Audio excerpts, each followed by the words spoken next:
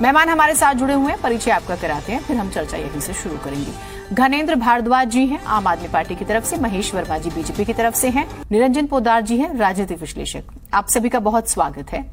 निरंजन पोद्दार जी, निरंजन जी, आज मैं आपसे फिर वही सवाल पूछूं जो मैं हमेशा पूछती हूँ, क्योंकि आप बहुत बड़े फैन हैं मुख्यमंत्री अरविंद केजरीवाल जी की पॉलिटिक्स के, उनके स्टाइल के।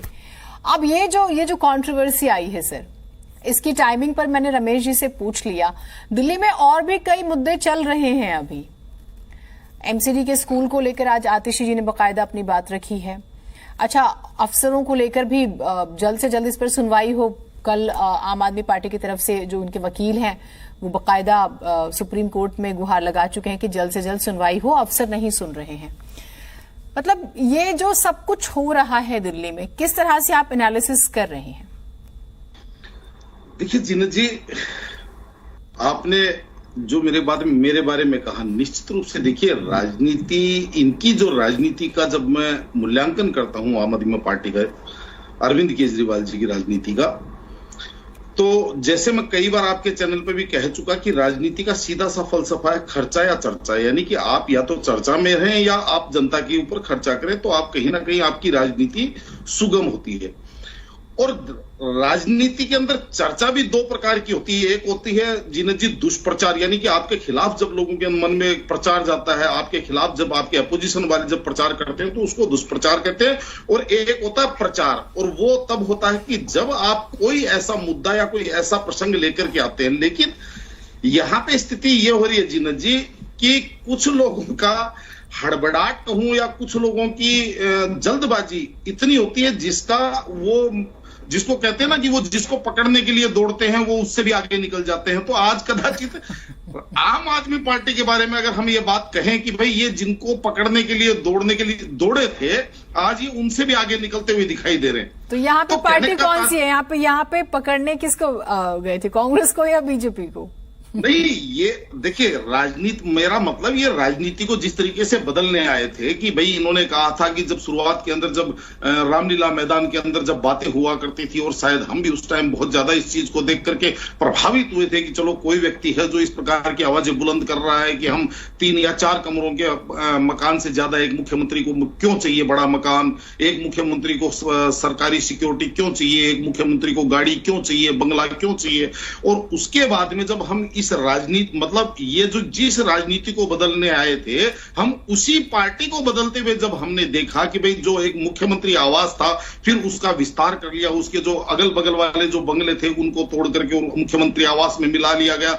और उसके बाद में अब इनको राष्ट्रीय कन्वीनर के नाते, ठीक है, कानूनन राष्ट्रीय कन्वीनर किसी भी पार्टी का जो राष्ट्रीय अध्यक्ष होता है उसके लिए एक आवास आवश्यक होता है, लेकिन अब उनको एक और आवास की आवश्यकता है।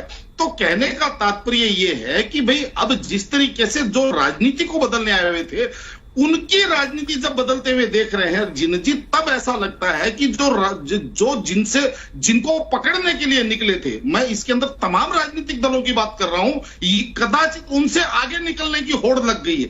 तो कहने का तात्पर्य यह है। लेकिन आज की स्थिति क्या है जीनत जी? आज की स्थिति यह है कि देखिए कई बार ऐसा नहीं होता है कि भाई आपकी जो राजनीतिक चतुराई है वो हर बार 2-2-4 ही होता है। राजनीति के अंदर कई बार 2-2-3 भी होता है, कई बार 2-2-5 भी होता है। आज जिस तरीके से मुझे ऐसा लगता है कि राजनीतिक रूप से जो आम आदमी पार्टी अब जो मुद्दे लेके उठ रही है, तो इसका कहीं ना कहीं जनता के अंदर नकारात्मक इसका थोड़ा सा संदेश जा रहा है। क्योंकि जीनत जी जब ये बात करते हैं स्कूल की, जब ये बात करते हैं स्वास्थ्य की, जब ये बात करते हैं विकास की, तब देखिए जनता निश्चित रूप से प्रभावित होती है। लेकिन जब ये बात करते हैं अपने आवास की, तो वहां पे जनता को ऐसा लगता है कि कुछ जनता महसूस करती है कि यार ये हमारे आवास की बात कर रहे हैं या मुख्यमंत्री आवास की बात कर रहे हैं, ये हमारे आवास की बात कर रहे हैं, ये राष्ट्रीय अध्यक्ष के आवास की बात कर रहे हैं। तो कहने का तात्पर्य ये है कि हमने एक, जैसे हमारे यहाँ कहा जाता है कि कई बार क्या होता है ना, मकड़ी अपनी सुरक्षा के लिए एक जाला बनाती है,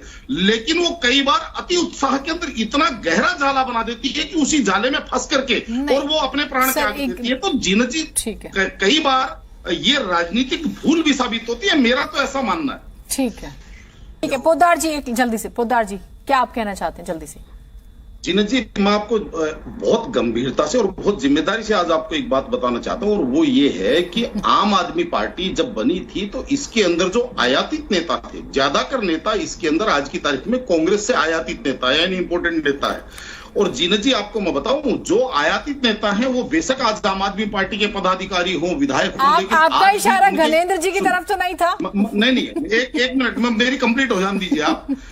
और जो आयातित व्यक्ति हैं, चाहे वो आज आम आदमी पार्टी के पदाधिकारी हैं, पदों पे हैं, विधायक हैं, संवैधानिक पदों पे हैं, लेकिन हृदय उनका आज भी कांग्रेस की विचारधारा से। चलिए ठीक है, मेरे पास समय इतना ही है। ठीक है सर, मैं माफी चाहती हूँ।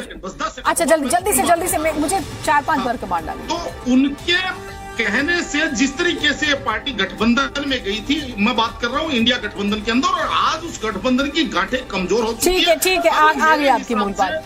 मेरे पास समय इतना ही था, मैं माफी चाहती हूँ। बहुत शुक्रिया आप सभी का, आप लोग जुड़े।